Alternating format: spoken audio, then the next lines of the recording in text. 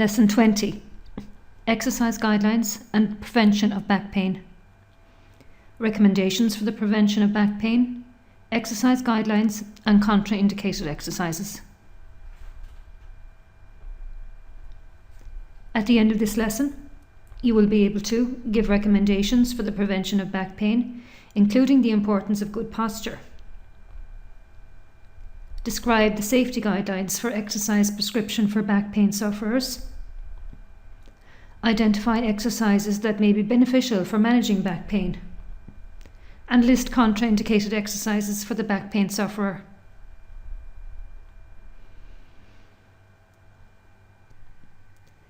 Good posture is the most important way to prevent back pain. Ideally, when standing, a straight line should pass through the centre of the ear, the centre of the shoulder, the centre of the hip, just behind the kneecap, and just in front of the ankle joint. If somebody spends a large part of their day standing, they should wear low heel shoes. And by low heel, we mean about 1 inch to 1.5 inches. High heels should be avoided, as high heels tend to throw your weight forward, and in order to balance then we tend to adjust our posture. Also, if you spend a large proportion of your time on your feet, using a ledge to rest one foot at a time can also help to relieve stress on the back. Ensure that work surfaces are at the correct height. From a standing position, the work surface should be halfway between the wrist and the waist when standing, with your hands by your side. Posture in a seated position is also important. Ideally, your eye level should be at the top of the screen if you use a computer. The keyboard should be at elbow level, and there should be a 90-degree angle at the elbow joint. The height of the chair is important. It should allow you to hold a 90-degree angle at the hip, with the thighs parallel to the floor and the feet flat on the ground. If somebody suffers from back pain, they may find that having the knees slightly higher than the hips is helpful. So sit with the knees higher than the hips. If necessary, use a footrest. Make sure that the chair supports the lower back, and adjust monitor height if necessary. Posture during sleeping. Having an orthopedic mattress can be helpful for some people. An orthopedic mattress is a specially sprung mattress which provides optimal support for the spine. Sleep with the knees bent. If you lie on your side, then adopt the fetal position, where you pull your knees up to your chest, and again by placing a pillow between the knees, it can help to maintain the alignment of the pelvis so that you don't rotate forward during sleep. If you prefer to lie on your back, placing a pillow beneath the knees can help to alleviate pressure on the spine and on the lumbar region in particular.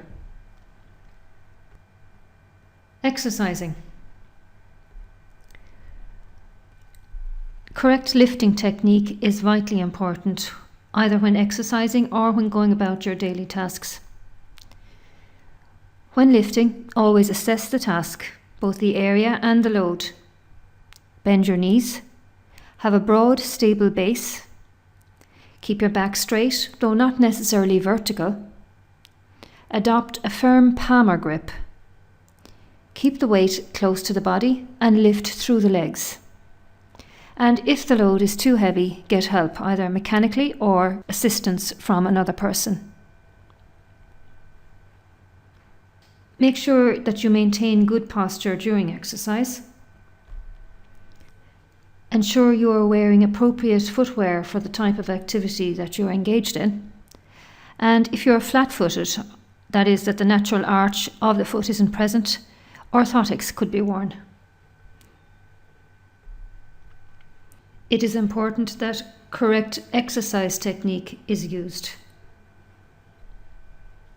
Incorrect exercise technique can exacerbate the problem and lead to further pain.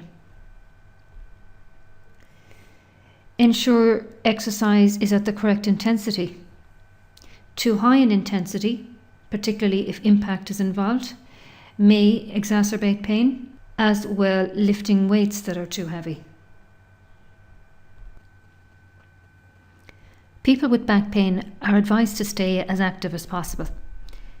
Maintaining activity levels can alleviate back pain, but it also helps to maintain mobility. As regards the FIT principle, frequency, intensity, time and type, exercise guidelines for general populations can be followed. However, there are certain precautions that the health and fitness instructor should take into consideration when prescribing exercise to ensure it doesn't exacerbate the problem. Doctor's clearance is required before commencing any exercise program.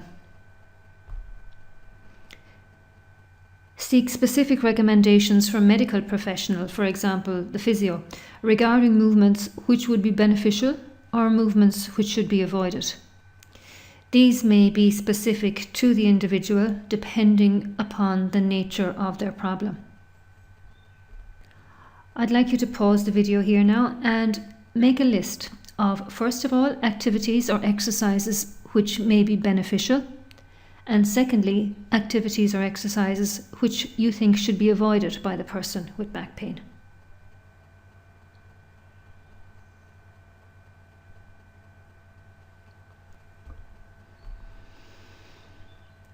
It is recommended that any CV exercise should be done while maintaining the spine in neutral.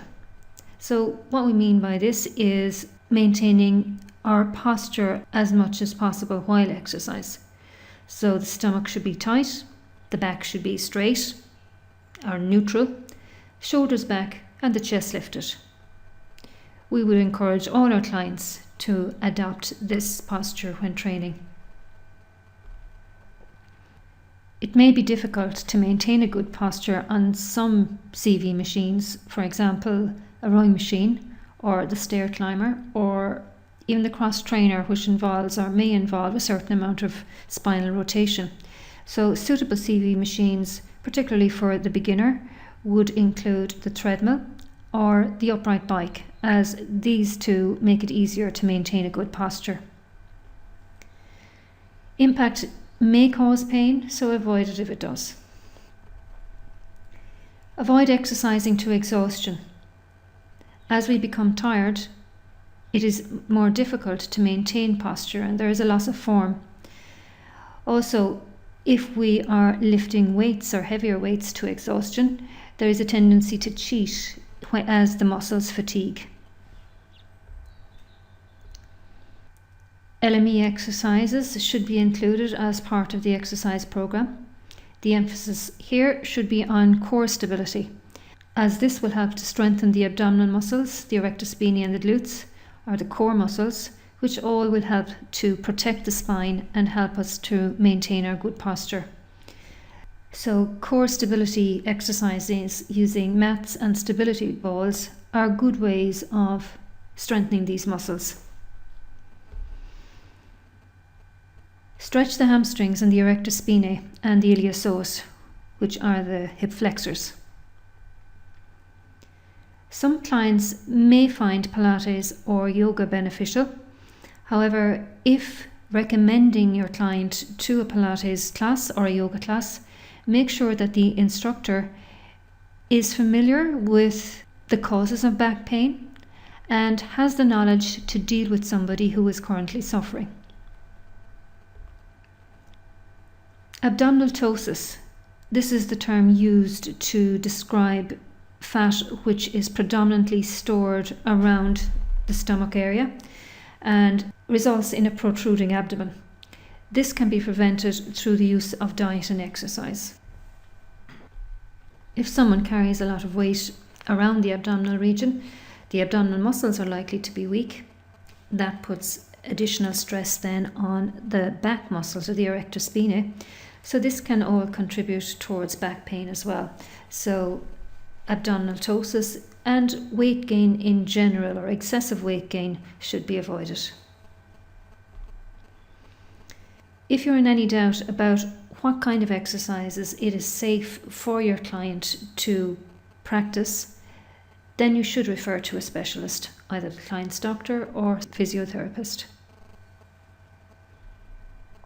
Some exercises are contraindicated, and by that we mean we should avoid them. High impact movements if they cause pain.